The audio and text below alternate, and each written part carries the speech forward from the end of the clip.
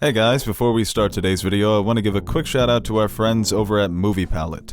Right now, you can use discount code NERD15 for 15% off all of their products, which are some of the best movie-related products out there right now.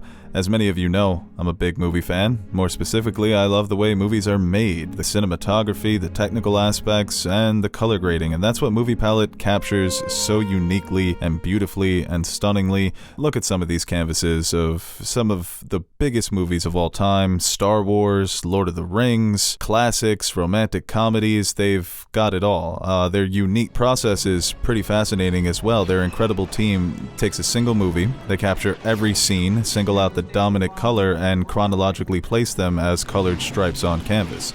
And it really captures that sort of painterly quality that movies have. They're able to tell stories through colors, and that's kind of what these canvases are doing. And our friends over at Movie Palette were nice enough to send us our very own canvas, and there was so much to choose from, but I settled on Lord of the Rings, The Fellowship of the Ring, not only because it's a beautiful canvas that celebrates the incredible work by Peter Jackson and Andrew Lesnie and that entire team that made some of the best looking movies of all time, but it matches my bedroom decor. Look at that. Happy coincidence, right? It's got the perfect color palette for my bed sheets, and it's just absolutely stunning when you get an up-close and personal look at the work that they're doing on these canvases. To me, it's one of my favorite visual representations of movies. I just find it so unique, so fascinating, a great way to represent the movies we all know and love. And like we mentioned before, you can use code NERD15 for 15% off all of their products, so head on over to their website, scroll, check out all the different canvases they offer. Truly some stunning works of art. There's no way in hell I'm going to be able to resist picking up that Blade Runner 2049 canvas. God, that is one beautiful movie, and it made one beautiful movie palette. So, go on over to their website and see if you can find the movie palette for you.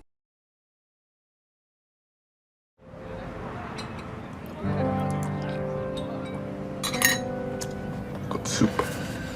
History does not remember blood.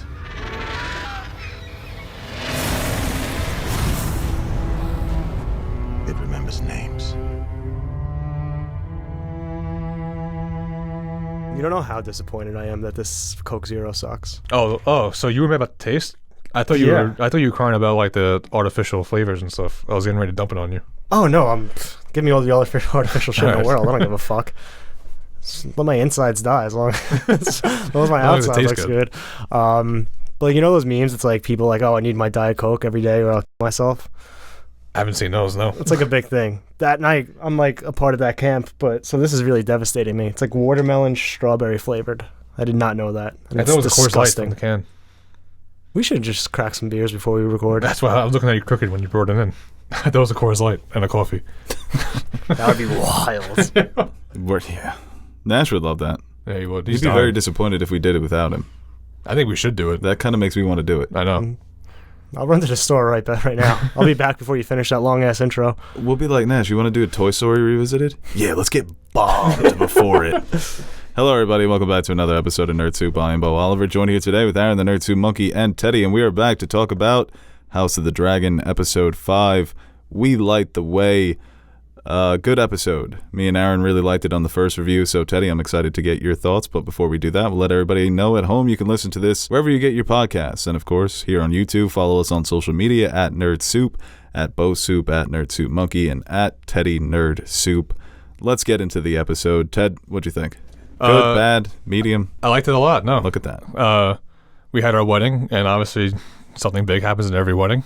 And it just felt weird, like you're just sitting there waiting for it to happen the entire time. It literally is every when the wedding hell is it in this gonna show. happen? The only happy weddings were like Rob and Talissa, But and then it resulted in a very unhappy wedding. Rhaegar and Lyanna, good wedding. After But it party always was causes a fucking ruckus. mess. Yeah. The honeymoon. Oof. I feel like the biggest takeaway for me is being upset for next episode, because I feel like now we're learning who these characters are and like they're getting into their own, and now we're going to lose them. I don't think it'd be the same characters, just different actors. No, well, yeah, you know what I mean. Like, Well, the actors have we're going 10 years in the future. Like, imagine, like, we would get three seasons up until this 10-year jump. but now we're getting it in the first season. But like, this is the story. Like, what's about after the time jump? That's the Dance of Dragons. Right. This is like what we're here for. So technically, we shouldn't even be really seeing this. It's like a little like a good backstory, some setup. It's like we talked about it before, like a extended prologue. So like, but you tell me you don't want to see Alicent right now, like the next episode, the new Alicent that we just got. You don't want to see her go through this world like a little badass now. She I'm won't take so shit. excited to see the start of the dance, but I also get where you're coming from because I said that on the first review as well. Wouldn't have mind a full season of young Rhaenyra, young Alicent. If it could have ended, this could have been a season finale. You know, imagine if season 1 ended with this wedding where you have Kristen Cole killing Joffrey, the final look share between Alicent and Kristen, the marriage between Rhaenyra and Laenor. That would be such an incredible cliffhanger going into season 2. But lucky for us, it's like season 2 is already starting. Right. It is kind of like almost 2 seasons in 1 season. But I think the new actors they were cast first. So it was the younger actresses channeling them. So I think we're going to see a lot of those younger characters in those performances. Some of the wit, some of the charm. But some of those qualities now heightened. Obviously, the time's going to pass. They're going to mature. Or in some ways, they're going to become more immature and more petty. For a lot of, I think, these first 5 episodes, Rhaenyra and Alicent have displayed a maturity where they can sort of put up with the situation. They can play nice with each other. But, you know, sometimes when knives come out, you don't play nice anymore. Well, that was like that scene when she came in with the green dress and she stared at her. She's like, hello, stepdaughter. Yeah. That's the first time she's ever... That's the first jab right there, man. I want to see, like, more pettiness back and forth with each other. You're coming into this review saying, oh, we need to coin it the white wedding, the silver wedding, instead of the green wedding.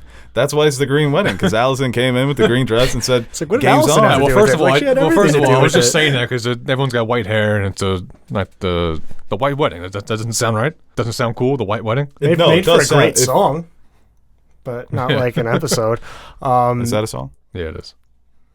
It's a white wedding. You should listen to more music. The stepdaughter line was pretty crazy. I want to see her like walk over the shirt. It's like, I'm not a stepmother. I'm the mother who stepped up. You think she knew it? It felt like she knew what she was doing, and it felt nice to see. Like she's finally like figuring out this world. She'd been taking the back seat. She was getting worked over by everyone. She's finally done taking everyone's shit. Yeah, they say a good defense is a strong offense. She's been on the defensive for a lot of this. She's had to... She's trying to go with the flow. Right, go with the flow. Trying to appease her father, appease the king, do right by everybody. But now it's her making the decision. I'm going to show up late. Viserys is going to give his big unity speech. Where's the queen? And I show up. I take all the air out of the room. All eyes are on me, announcing my presence. Mm-hmm. Lady Alicent of Hightower, my crew's over there. We got a big-ass army. This is the color we rock when we're ready for war. Shit is... What's so funny about Viserys, though, is he's talking to Lionel Strong about, what's my legacy going to be? I've never been challenged. He's so oblivious to everything in front of him. Oh, you are being challenged right there. And he's more concerned with the speech. We're going to be so strong, and we're going to continue this dynasty. And it's like... The biggest threat to your dynasty just walked in and interrupted your speech, idiot. He's just so worried about what his family thinks of him. Like, everyone says... Well, he's trying to do right by them, right? Yeah, everyone says you're the king, start taking ownership, but you kind of get where his head is. Like, yeah, you want your family to love you, you want to be the best king you can be, but sometimes your family has to suffer too, you know? He did right by Rhaenyra by saying you can choose. You know, he gave her a chance. Or even naming her heir. Yeah. But it shows that he's way more progressive than his predecessors, that he's not only willing to stick with Rhaenyra, but make the pledge with Corlys that regardless of gender, their heir will succeed Rhaenyra. They will be king or queen of the Iron Throne. The fact that he's so progressive makes him weak in this era because people aren't ready for those changes. For him, it just seems like the right thing to do, right? So I guess he confuses that for the smart thing as well. But that hurts him, the fact that he is more democratic than probably any monarch in his family's history. And maybe, you know, Jaehaerys, the difference with Jaehaerys was that he was just smarter, had bigger ideas, you know, better ideas. Maybe it was more so timing. Yeah, I think because especially Jaehaerys' reign was viewed as, you know, peaceful. And now Viserys has had the throne for, well, what would be, I guess, almost like 20 years or close to that. So, I mean, eventually, like the law of averages, shit was going to happen during his reign regardless. So unless he married Laena. There would have been something else that would have happened. Don't let him off the hook for marrying Alicent. All right, That's a terrible move. But he marries Lena, right? And he's still named Rhaenyra heir. Lena. Issue would have arose then if they had a son. So like, no matter what he did, I don't think Corlys would be as petty though. Corlys wouldn't have showed up to the wedding in Corlys in a has green ambition dress. too. Yeah, he would fucking rock the shit out of it too. Right, but that's easily resolved with, oh, okay, the king married Lena, Rhaenyra will marry Laenor. Yeah, true. Look at that, easy fix. And either way, they're going to be named Targaryen, so you're not getting the Valerian name on the throne. Boring show. So I'm glad he married Alicent. But I don't get how that's possible. I mean, they take the father's name, no? The king says what the king wants. I don't know.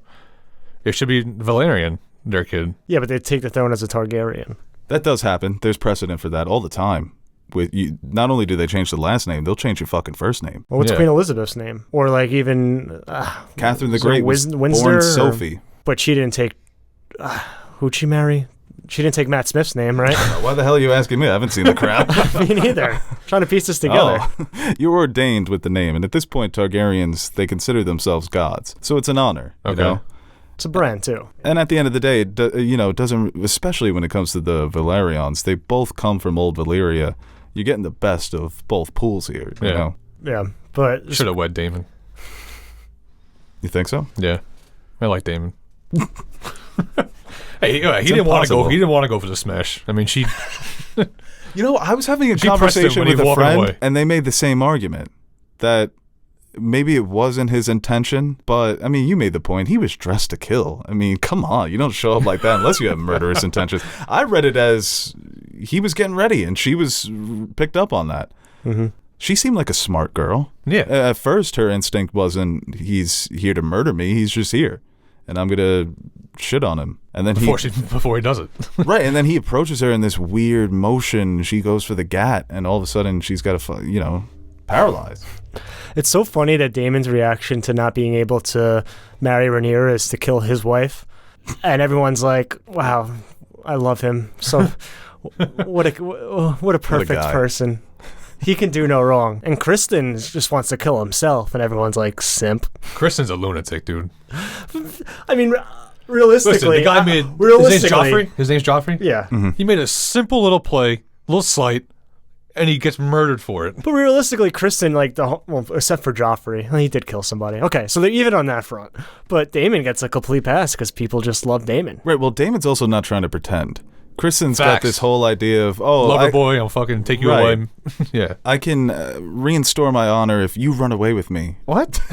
So if you break your vow and I break my vow, it evens out. Uno reverse on it. The math is not mathin'. Daemon's like, He's like, I receive a beautiful wife, dream life. life Can of eating escape all oranges. this, fix my honor. You receive nothing. So here's the thing. What I You said see earlier, this pretty face, girl. what I said earlier, 2 episodes ago, Rhaenyra would have left with him. Now No. she stood No. around. She wants this crown. No, because he misread that. And I think we said that on the first review. What, you don't think For 2 episodes ago Rhaenyra, she it would have was left? passion. No way. No, she would have had the same exact reaction. That was a She didn't nice want night nothing to do out. with this. But that's the thing with Kristen. He doesn't realize that there's a difference here in the hierarchy. She has that freedom if she wants it. But she's also okay. choosing to stay because she also wants the crown. Why choose when you can have the best of both worlds? For Kristen, it's become a all or nothing sort of thing. So Kristen's thinking he's got to sneak out middle of the night, avoid arrows, avoid the spotlight. Right. When Rhaenyra can just leave right now. Yeah, exactly. She can go out on a night with Daemon, Yeah. night on the town, go to a brothel, go see a play. For Kristen, it's more difficult for him to do those things. Guy can So get a day off. He's gonna put in like the right, the and leave request. But 3 I months also think earlier. it's like these characters, I said this on the first review, they become so obsessed with their ideas of honor. And they're pretending to be things that they aren't. Well, I think Kristen is obviously more complicated now than he's led on to be. And I think for Alicent to find him in such a vulnerable... That's a fucking tough word to say. I try using Siri, and I know I've heard people say it like vulnerable. I feel like people say with the VA, not the V. I say vulnerable, but I feel like people say Vulnerable. with the VA. And then my Siri wasn't getting it, so then I typed it, and then I figured it out. Spell check. Well, she comforts him and she approaches him when he's in a bad place, right? And Yeah, having a bad time. I think that's another play by Alicent. They released 2 clips, I think, You of should have did it. Emma Darcy and Olivia Cook both in those as those characters for next weekend. First scene of episode 6. He just looks at her and what? What? Yeah, right. But you see, Oh, hey, Lady Allison. you see them together. So like for her to basically prey on him when he's literally at his lowest point. Well, that's what she's getting done to her for the last 4 episodes. Was getting And it's a preyed genius on. move because he does know a lot about Rhaenyra, so it's a valuable piece. And I think like Who else is in her corner? The crane guy? The cane guy? Yeah, Laris. It's just them two? I don't even know whose corner he's in.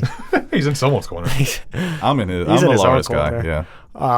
But I think what's going on, like we touched upon it a little bit, but I think an underrated part of this episode was that conversation between Otto and Alicent in the beginning. Yeah. Because that's basically pretty much driving her motivation for the rest of this episode and probably for the rest of the series. That what she might have thought as something that's no big deal and, you know, her and Rhaenyra can get along and get through this together, where Otto is basically giving her the other extreme, like, your children basically threaten her reign.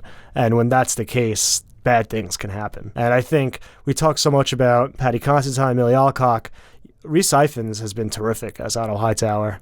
And he's very only good. in 2 minutes this episode, but I think his impact is felt really throughout. And he's like you notice when he's gone at the wedding the whole time. I'm like, oh, Otto's not here. Even though he was dismissed as Hand, he still has that respect from Viserys. So I think I felt his absence in that scene, that sequence. Yeah, but he didn't want to be there. He just got dismissed. And then he wants to keep his face around King's Landing?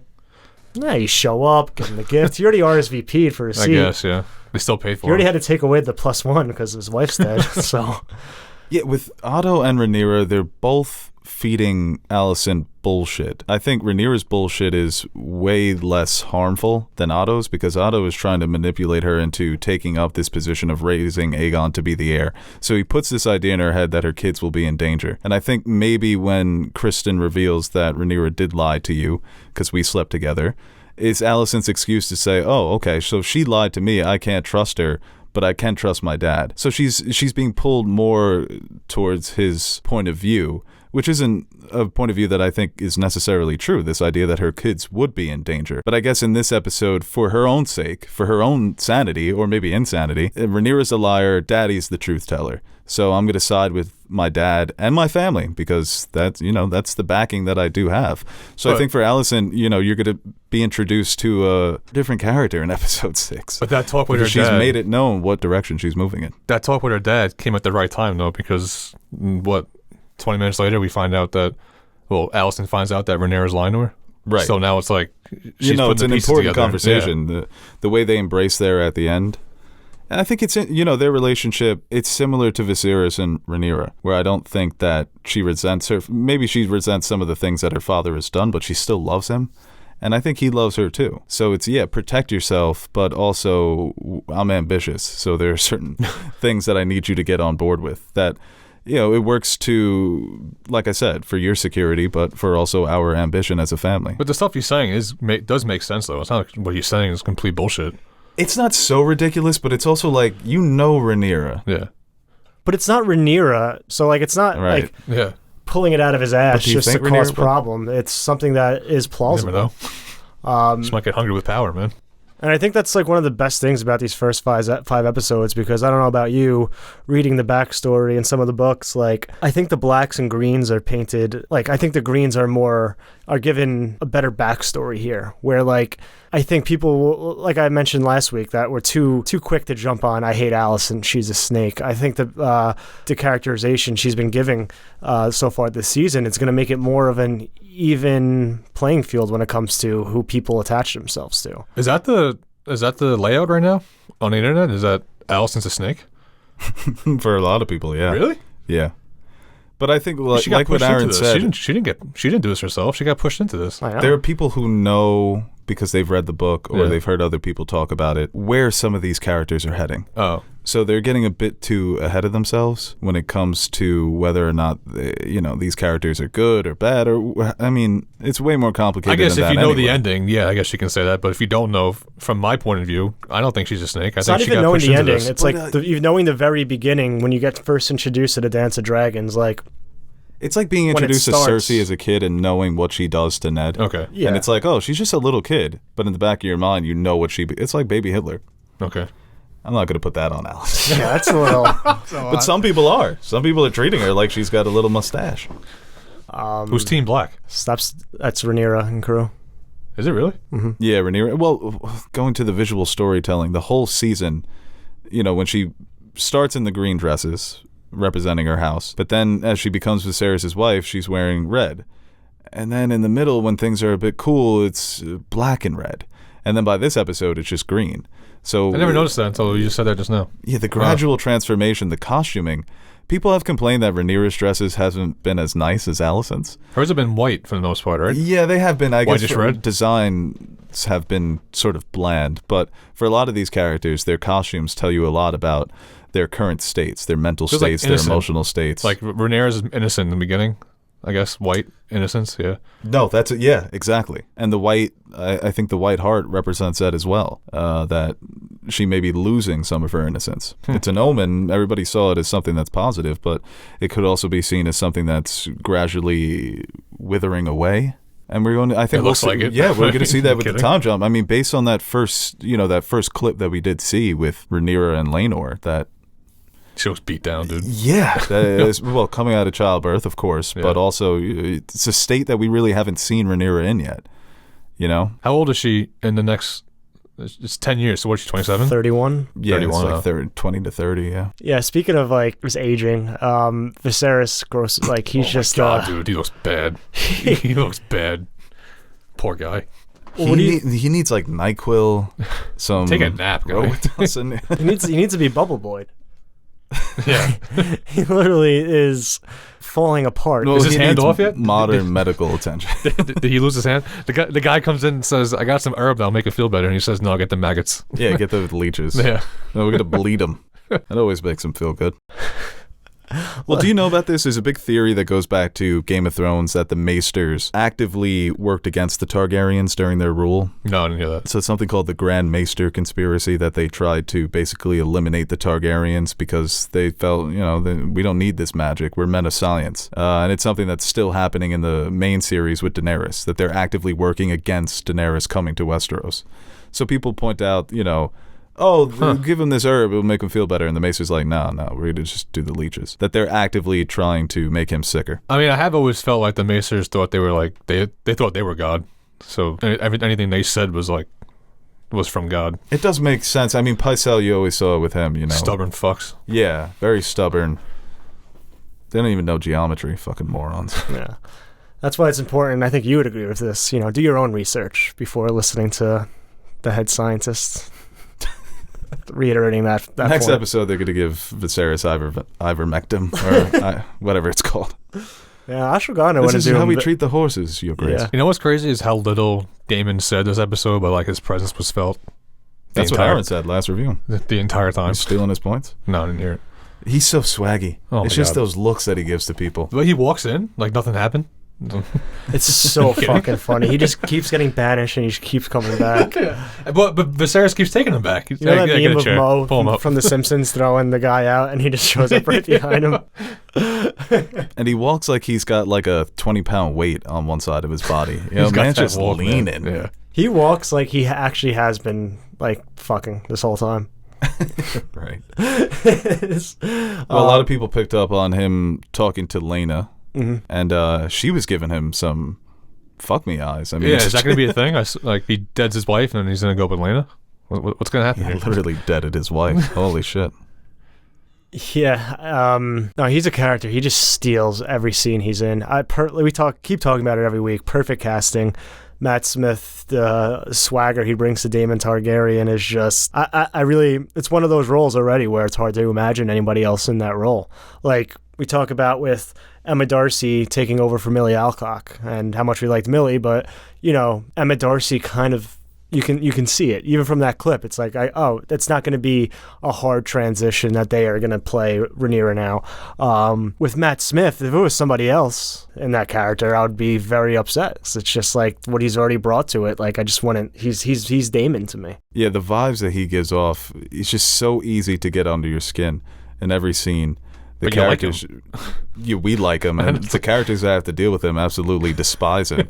So those are always the fun characters that are fucking with everybody within their vicinity, and we get to just sit back and enjoy it. But like I said, the whole vibe of that character, he's so pretentious, so full of himself. He gives off the vibes of a man who has access to a fucking dragon. You know, he walks around 100%. Like he's absolutely untouchable.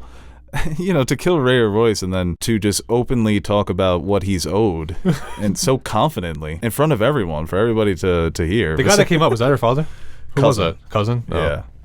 So, they spoke, I guess, in the beginning of the episode, and then she goes off to hunt. While you're here, get in the castle, right? You know what? Now that I have your attention. It literally just ruins everything, and people can't get enough of it. Well, I think, he's, I think they're setting him up for some big things moving forward. Well, I know they are, but it's just so hard to talk about it. But he's great. And the scene he has with Rhaenyra as well, that's something that's not going away. When they were dancing? Right. Yeah. They're just they have no issue flirting with each other in front of everybody. She and made speaking me think, Valyrian though, does she actually want him? Yeah. She's confusing me too. No, like, at this point, she I makes think it seem like she clear. wants the throne, but then Daemon comes and she's like, let's go, take me, let's get out of here. Yeah, she's in I think at this fired. point we could say confidently that they're in love. Yeah. Sometimes you don't always get to be with the person that you love, and we've She's seen yearning for him bad, dude. Yeah. She's really, between Kristen, Daemon, Lane, or Harwin, like, she's just living life right now. You know what's funny on rewatch is when all the chaos starts, Damon's nowhere to be found. Yo, he did. He just takes off, man. I thought he did it. I thought he started it. Okay.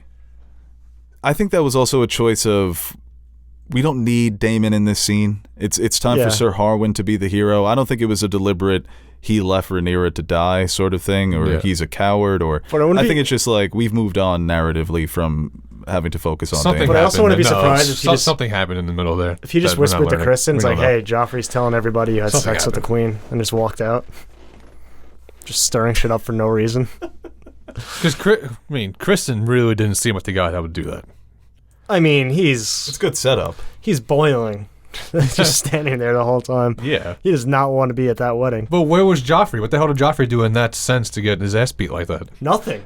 Doesn't make any that's sense. the thing. There's nothing that you can say to somebody to justify that. Yeah.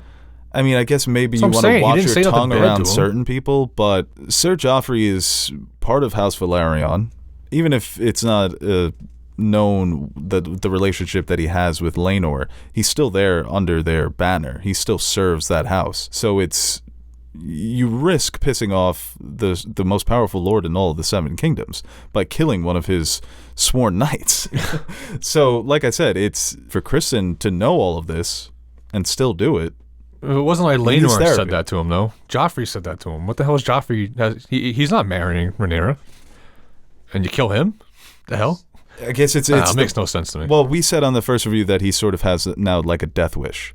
Rhaenyra rejected him. He comes clean to Alicent. True. He's lost his honor. He doesn't really know who he is. You fuck it at this point. Right, he asked Alicent for the death sentence, and now it's if you attack Joffrey, you may get that death sentence. Yeah. And Joffrey's kind of like, he's not, I think like what Joffrey said to him is like kind of, I thought it was a good chess piece, man. That was a but good move, it's like that was a good also move. a good thing, I think, to establish if we're both in the same situation. It's important that we kind of be on the same page here. But I think for Kristen in the state he's in, he kind of maybe just took it as a slight or something, or just that's not what he wanted to hear at that moment. Kind of reinforcing the role that Rhaenyra wanted him to be in, and not the role that he saw when he thought of him and Rhaenyra's future. So I guess just that all compiling just made him blow a gasket. But her calling him a whore, pretty much, too. He used whore. Yeah, I guess. She put it in a way where I thought he was gonna be like, oh, that's pretty neat. So did I. I can get used to that. But he took it. That's his fault. Yeah, I guess. That was so well directed, though. When the chaos does start, you have no idea what's going on. The characters have no idea what's going on. It's such a mad panic, and the short glimpses we get of Kristen Cole beating on somebody, Laenor rushing through the crowd, Lena rushing through the crowd. It's just pure chaos, dude. And we've mentioned this several times, but Lionel Strong activating his son I love that in the back of his mind, he knows what his son is capable of. Like, you know what? Let me give him. Go. He can beat the fucking shit out of everyone. Let's just have him do that. Like putting the mountain out there. And he also he lets out this sigh, Sir Harwin, like, time to go to work. Yeah. Just starts letting off. Yo, you know what that reminded me of? That movie. RRR, right? When he sends him out. I said that on the review. It's the first scene of RRR. Just go. We need to get that guy. It's like, okay, boss. And everyone's like shocked that in the preview that Kristen Cole's still in the Kingsguard. So I went. Some Preston Jacobs, who does YouTube videos on the Song of Ice and Fire, said his mom texted him and said, "How did Kristen not get arrested for that?" I mean, we've seen. Such an innocent question. I think it's kind of close. The closest comparison we have is when, Jaime killed Jory and crippled Ned, or killed the king. Well, that's but I don't think if he has that Lannister last name, he stays on the Kingsguard. Who does Kristen know? But he's still. I mean, who's he actually know? You often times that will happen though. If Ned and Robert decided to execute Jaime, they would have. Yeah. Even if it is a king that they're in open rebellion against. But Tywin did help, so it was no, at the last second. Of course, right. I mean, and he's not the most favorable king. So when you have powerful friends, they can brush things under the rug for you. Yeah. Right. Yeah. And people are saying, "Oh, Kristen's a nobody." They directed it and they told it in a way where we truly don't know. So maybe he can make an excuse like, "Oh, Sir Joffrey." We don't know what happened. Right. He basically let on that he wanted to assassinate the princess or some shit like that. He had plans to poison her, or I got wind of this conspiracy and I had no choice but to act. I love the princess so much that I couldn't help myself or some shit like that. Yeah, but you beat his face in. Is there any forensics on it? On his face? Bro, that man had no face. God. CSI Westeros just comes in. Yep, he's dead. Job here is done. Probably the most brutal death we've seen in the show so far, right? So far, yeah. Yeah. I mean, Emma's up there. I mean, Emma takes it for all of Game of Thrones. Yo, maybe. And those I couldn't watch that. See, I fast forwarded through it. I couldn't watch it. Probably the two most controversial scenes of the season. Getting pregnant belly stabbed. And Oberyn. Oberyn was bad. People got fucking brutally murdered. I think that's a reoccurring thing in this series. So, it's the glimpse of his face though is one of the more disgusting things I've seen. Black and blue. Dude, imagine me and Joffrey 10 minutes before he went up to Kristen. He's drinking. He's like, "Hey, I'm gonna say it. Fuck it. Make a move on him." He says it. Half hour goes by. He's feeling good. He's feeling himself, drinking. Yeah, I told him. Bro, they were having a great time, Laenor and Joffrey.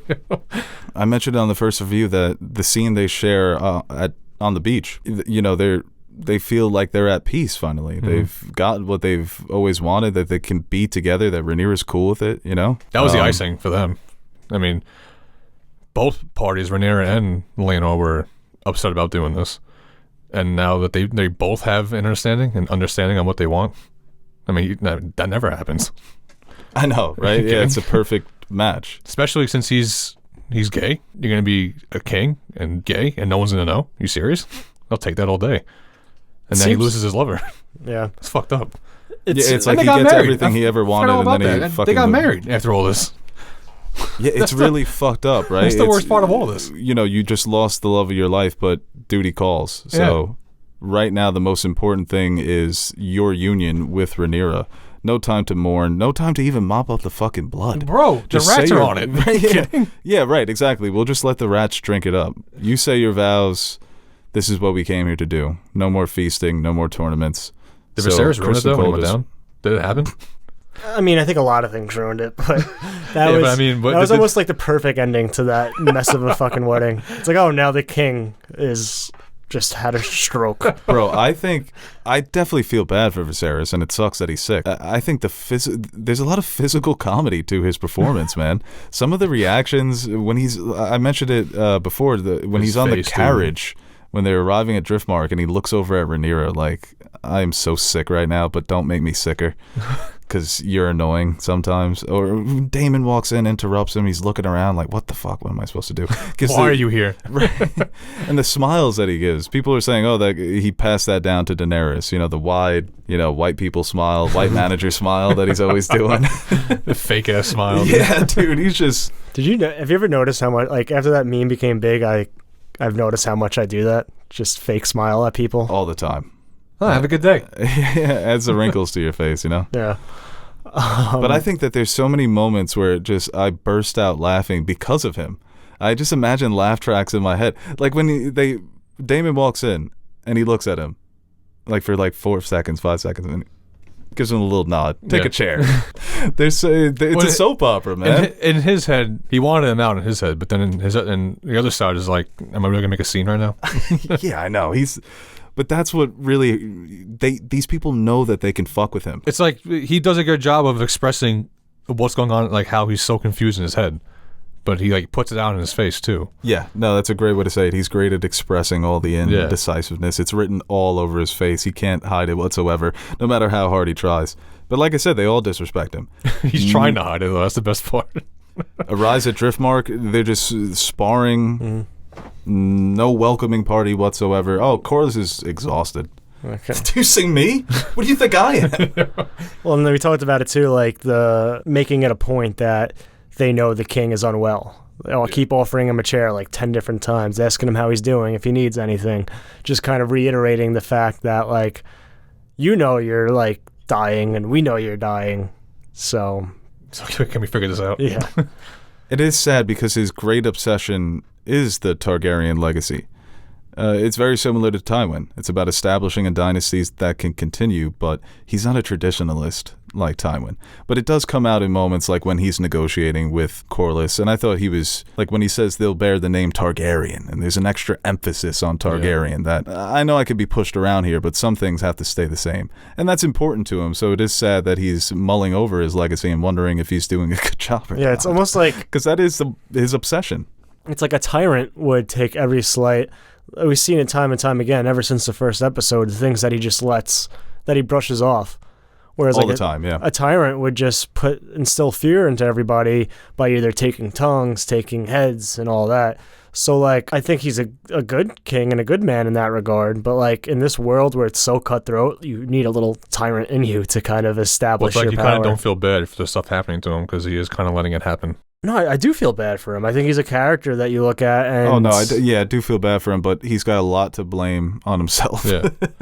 I feel like nothing's going right for him either, though. Like, he goes to that tournament, he's fighting with Rhaenyra the whole time. He gets told the White Hart's here, and it's a regular deer. But once again, marry Lena.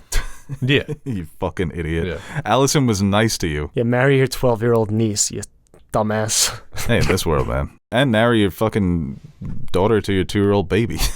Wait, so Rhaenyra and Laenor are cousins? Yeah. First cousins? No, they're not first cousins. Right. I think that would actually be legal.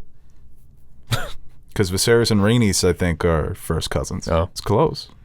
For Targaryens, that's basically like they don't even know each other. I guess. Cousin? Are you kidding me? It's almost two. Might as well be my fucking barber. Yeah. Who do you think Daemon's barber is? And you think, is he on retainer? Definitely. 'Cause he's keeping him clean, man. It's definitely like somebody from old Valyria too. You know, the old Valyrian dragon keepers. A lick of the common tongue. No, yeah. I can't tell if he's good looking or not. I think that's for a lot of people feel that way. You know, I think that adds to it. Like I Jamie, like faces John, like Rob, that they're in good Hollywood. looking. But it's like, I can't tell if he's good looking. In certain lights, he is cuter than in others, but I like Matt Smith's face. He got an interesting face. You need some face people in Hollywood, you know? The white hair does him good. I looked up his picture, and he doesn't look that good with brown hair. You should keep the white hair. A lot of Doctor Who fans are going to be very upset with you. Why? He's got the brown hair in Doctor Who. I mean, each his own, right? I like him with the white hair. Yeah, I think the wigs so far have been hit or miss. I feel like the texture of the wigs for some of the characters just doesn't work. It's so obvious that Viserys is wearing a wig. For a character like Rhaenyra, I think she wears it well, so it's easy to just kind of suspend your disbelief. You know, you're not looking for the minor. It's the same thing with Emilia Clarke. She just wears the wig well. Yeah, I think... and I think Matt Smith as well. Rhaenys looks good with the hair. Corlys looks fucking awesome. Yeah, dude. Sea snake hair is sick. Oh, no, they gave him the best wig. Yeah. Laenor's isn't as good, but his wig is fucking dope. Laenor's looks like he wants it, but he doesn't want the hair. The 12-year-old Laena. You know what I mean? Yeah, right. 12-year-old Laena looked like just doing this for my dad. She had like the founding fathers wig prototype on. It never bothered me. Even in Game of Thrones, some of the wigs, like people would point them out. I never really had any issue with it. You know what I just noticed? That scene, no, not just now, but when I was watching it, the scene with Otto and Alicent, King's Landing looks like it's so run down. I don't know why I thought it was going to be more done up than in the original Game of Thrones. I thought it was going to be better now. Star Wars prequels. Yeah. Everything just looks better. Yeah. What the hell? This is 30 years in the past. No, I mean, like, the King's Landing in the original Game of Thrones looks like it's like heaven. It's in development. Yeah. They're still building some stuff. Yeah, but I don't know why in my head I thought it was going to be more done up, like it was better back then. I think in certain aspects, like, obviously the dragon pit's a ruin now, but here it looks great. The tourney field in this season, this series looks exponentially better than the tourney field in Game of Thrones. But yeah, things like the Red Keep is a little bit more dingy. There's not enough life into it that I think was established early on in Game of Thrones. Even the scenes from People's Chambers, where I think when we first see Emma, it's kind of a little bit darker and dingier, but that first scene we get of like Cersei and Joffrey talking, the lights coming in more, it looks more pristine in some of those scenes. And put it this way, I feel like we're looking at like 1800s New York City, and then the Game of Thrones we see with our Game of Thrones is New York City now, which it makes sense. I thought it was going to be better. Yeah, that's what I'm saying. The Star Wars thing is that the prequels, it's the past, but everything looks better. Okay. Things should look worse, and they get better. But I think 1950s New York City looks so much better than it does now. True. Yeah, I think that House of the Dragon, compared to Game of Thrones, I feel like it's shot better. I feel like the lighting is better in this show. The way that there's a real texture to the world paints a really pretty aesthetic. I think the biggest difference in Game of Thrones, the way it was shot, obviously some of the battle sequences, like when they really are able to be creative, I think are shot extremely well. But in a lot of the scenes where it's just characters talking, it's very simplistic, where it's one character and they say their words, pan over to the other character, cut to the other character, back and forth. Here, I think they do a little bit more creative of how they frame the shots and switch back and forth, or how they capture people just talking. That's just a little thing I noticed. But even the preview, or even the opening scene of House of the Dragon, when Alicent and Rhaenyra are walking through, I think it's what Alicent, when they're walking through the Red Keep, I think that's shot just very well, and something that shots like that weren't typically in Game of Thrones. And even like we said with Laenor and Rhaenyra, the older versions, that clip we got, it's kind of that same shot where they're following them around. Yeah.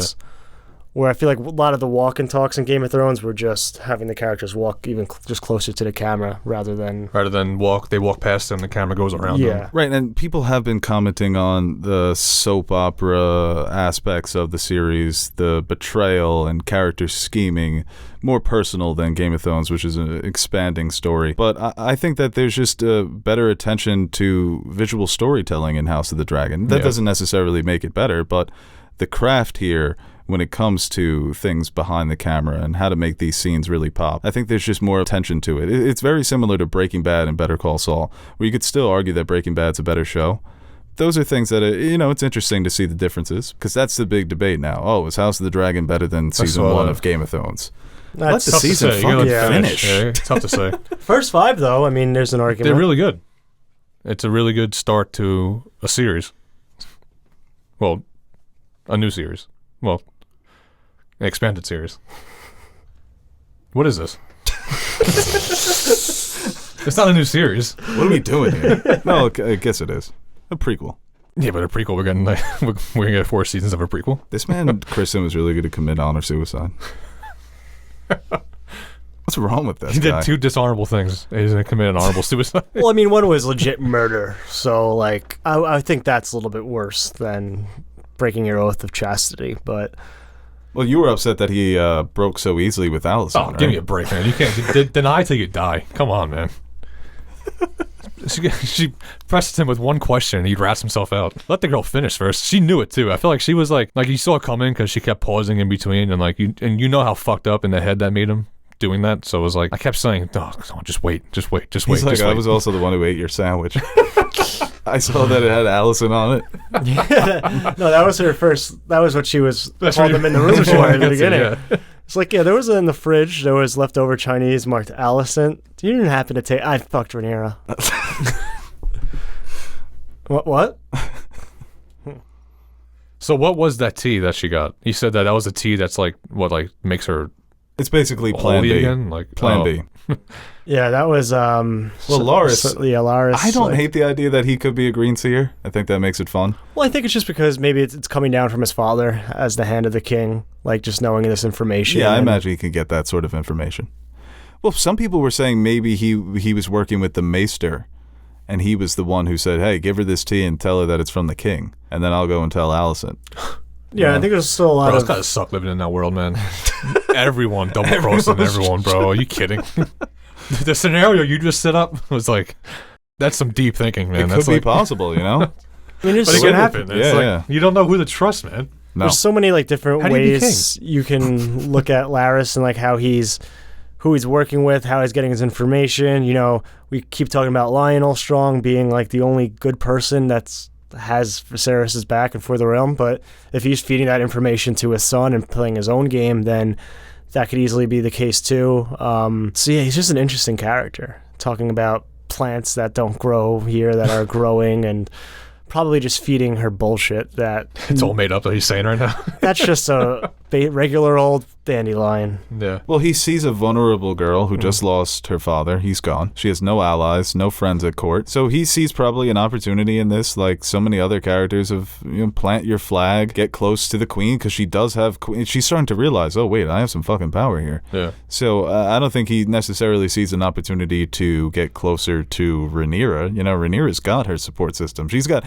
every hot guy in the fucking Seven Kingdoms thirsting over her. You know, And dragons. yeah, she's never gonna look twice at Laris, or it's not even about looking twice at him. It's just, why should I consider your counsel? I have all these other advisors. Alicent doesn't have anybody like that. You know, she doesn't have anybody to bounce ideas off of. She lost everyone, man. She lost Viserys. She's putting together a team though. Kristen, Laris. She still needs to fill out that roster, but good foundation. Yeah, some questionable folks. GM has to get fired.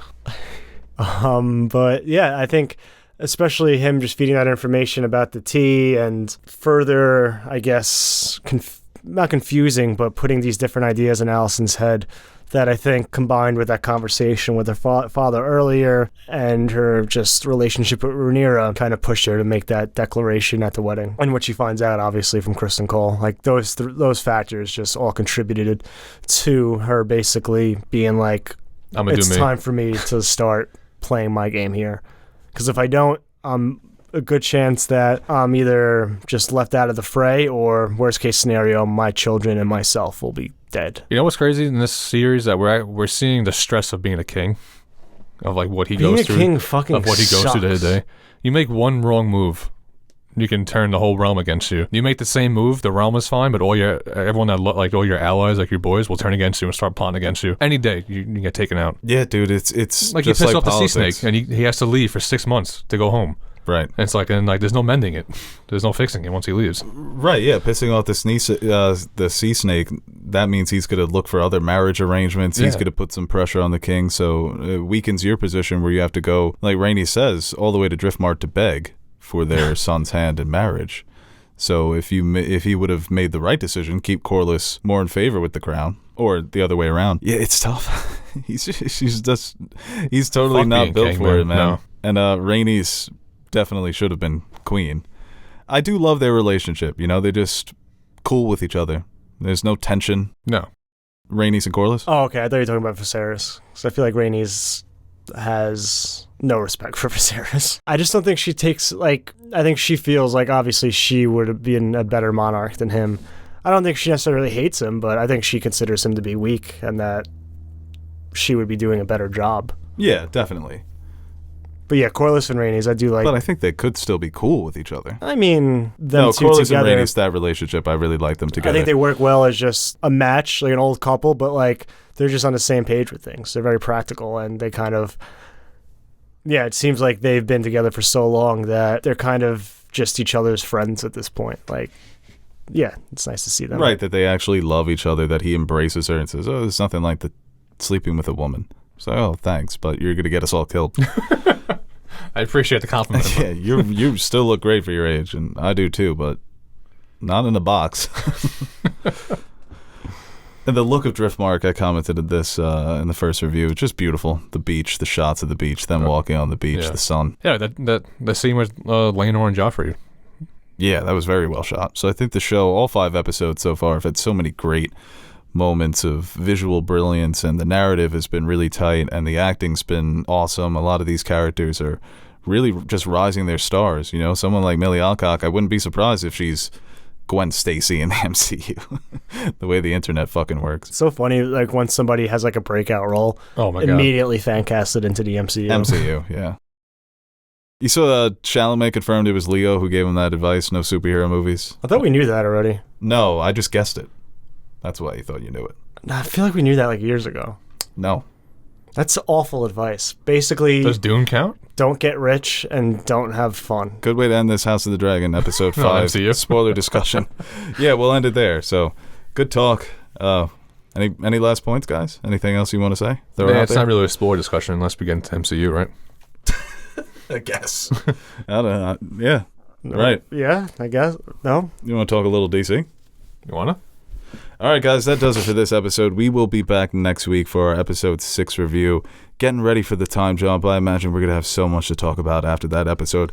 I've heard that the first 10 minutes are wild. Next week? Yeah, that's what critics are saying. So, some positive rumblings. What's today, Wednesday? We're almost there. This man's counting down the days. But thank you guys for joining me. It is And, crazy, like the lead up. I forgot what it felt like. Just like Sundays are just. I'm not gonna lie. I love football, but I can't wait for Sunday No, when I'm it not, drops at 9. I will not watch it unless it's the Jets playing. I'm not watching a Sunday night game over. I've been House of impressed by the Dragon. ratings. I thought I was a little skeptical going up against football, man. They keep They've going been up. strong. They keep going It's up. impressive. It's very impressive. Once it really starts cooking off too, I think it's really can't miss. Especially the finale. I think Oh, yeah. it's gonna put up numbers. So I We're think it's almost safe there, to man. say that It's almost over. game. Halfway No, through. I was feeling the other day. I'm like, we're only halfway through. Yeah, it's I know. almost It over. feels like we have a lot left. I don't know. I'm a glass half empty kind of guy, I guess. No, your glass half full, right? I think it's over, and you think it's like just beginning. Yeah. So which one am I? Yeah. I think it's half empty. So I think it's I'm almost. half empty. I'm half empty because I think it's almost over.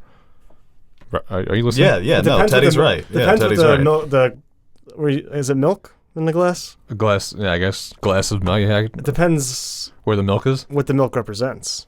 If the milk represents episodes, then I'm half full. No, the MILF. The milk represents the show. Yeah. I think it's almost over. Yeah, no, you're the glass half full. He's the glass half empty. Because you're I more. mean, I would have said that after the first episode. That was almost over. That's like when yeah, my because vacation you're starts. seeing I it think as it's over. 5 Yeah. more episodes, and Oh, I he's still seeing got all it this as milk only left. 5 more episodes. Teddy's like, oh, my milk's almost gone. Yeah. Yeah. There you go. I need to go to the store before Elena gives me the business. Yeah, but if I go on vacation the first day, I think it's almost over. You know what I mean? Yeah. That's me. The same way. I'm a glass half empty man. Except for this, I'm more on Aaron's side here. Oh damn, we have 5 more fucking episodes. Yeah, but then in 5 episodes, it's done. It's 5 weeks. Yeah, but then we gotta, count down to next season. Are we shutting down until the next season? What do we like, Spirit Halloween? We only. Damn, we were making some good points in that video. Hey guys, Aaron the Nerd Suit Monkey here. Before we end this video, I want to give a quick shout out to our Patreon supporters. What can I say about you guys that I haven't already said about myself? You are the most important part of the channel and the main reason we keep going strong. Like Beau says, you keep the lights on in the fridge so the fridge is full. Or something like that. So, from everyone here at Nerd Soup, I'd like to thank you guys for your continued support. If you're interested in joining the ranks of our Patreon supporters, head over to patreon.com/nerdsoup and check out the rewards we offer to our patrons. We recently dropped some new stickers for you guys to check out, or you could choose a tier that will allow you to select a movie, show, or video game for us to review. We've got a full slate of fan-suggested reviews coming your way, and we're really excited about the chance to review some of those movies and shows. We've also got t-shirts, mugs, behind-the-scenes videos showing how we bring our videos to life. And once again, thank you to all our Patreon pledgers who have been supporting us throughout the years. Without you, we wouldn't be able to convert all your pledges into cryptocurrency, so thank you from my future self for making us broke.